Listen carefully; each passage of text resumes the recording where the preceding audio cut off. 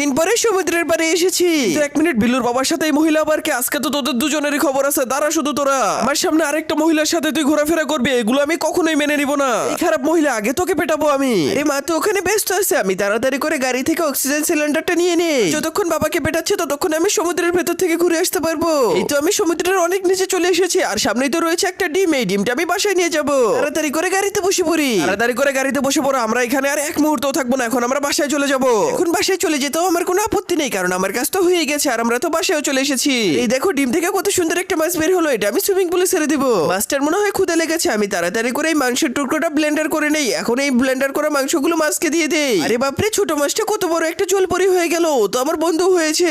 আরে বাপরে, কত সুন্দর একটা জলপরি, এই জলপরিটা তো আমার। সমুদ্রে অন্য মহিলা আর এখানে জলপরি। এই জলপরিকে এখনই আমি সমুদ্রে পাঠিয়ে দিয়ে আসছি। যা জলপরি, তুই সমুদ্রে যা।